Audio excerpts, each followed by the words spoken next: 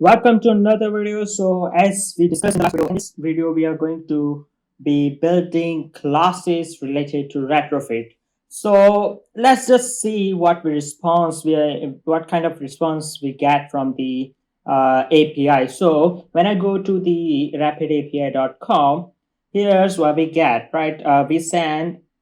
Okay, before seeing what we get, let's see what we send to get the response. So parameters, we are sending two parameters, first name and second name. So we'll be sending them alongside our request. And we also need to send headers, these two headers alongside our API call. And when we test our endpoints, this is what we get as a result. So let's first build the model class according to this response. So let's do that first. So inside, I'll create this another package for model.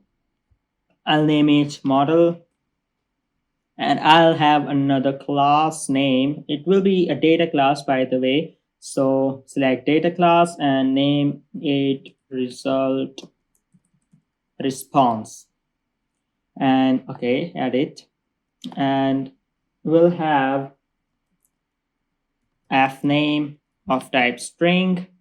Make sure you spell them correctly as per the response that you get.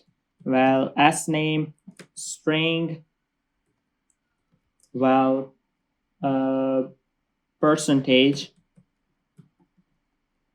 of type string, and we got result as well of type string. So now let's make classes for our retrofit. So I'm gonna create another package. I'll name it network because it will have everything related to network. So inside which I'm gonna create another interface which I'll name API. So API interface, add it. Okay, here we'll create a function to get the response from the URL. So as we saw, we are sending headers and parameters with our request, right? So first we need headers. We need to send headers as not just header, because we send multiple headers. So let's see what we are sending.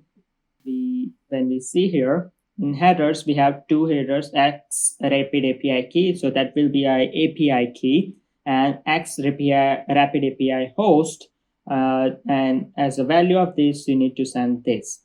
So let's create two constants first of all to have these two values. So I'm going to create another package.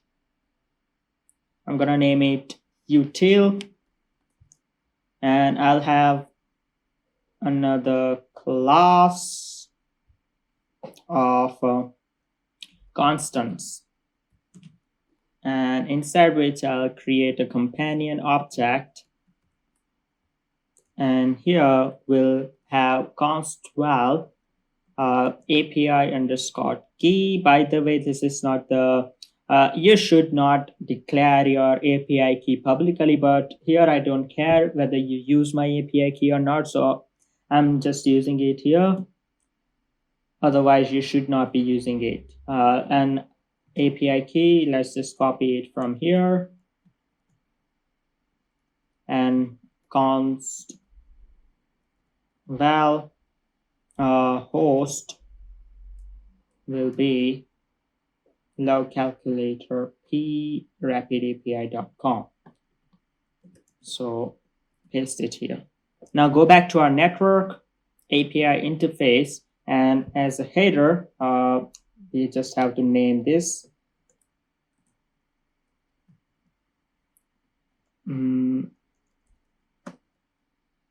And we have colon, and here we'll directly write API key, and we'll need to import it, by the way, I think. Yes, we need to. And comma, Let's copy this one as well. And instead of single quote, I'm gonna use double quotation. And colon host.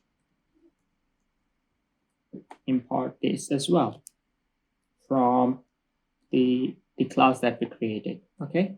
And now, as we are getting the result from the API, we'll use get method here, and we'll have to write the endpoint, which will be here get percentage. So copy that and paste it here, and now we can make a function. So as we talked about using the coroutines, I'm gonna be creating the suspend function here because I want this to be asynchronous. So suspend function get result, and here we'll pass query parameters query. So first one will be f name, and it will be your name of type string. Second query parameter will be s name, which will be your partner's name. It will be a string as well.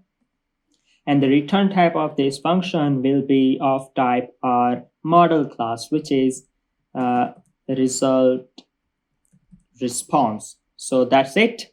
Now let's create another class to, let's create another class for our Retrofit client. So I'm gonna be naming it Retrofit instance. And in this class, we'll have a companion object. And here will be, okay, so we are using HTTP logging interceptor, as you might notice in our Gradle file. We have a logging interceptor library as well. So it will help us to log the response that we get. So first of all, let's have a variable. So private val retrofit instance by lazy, and here we'll take a variable for logging equals to HTTP logging interceptor,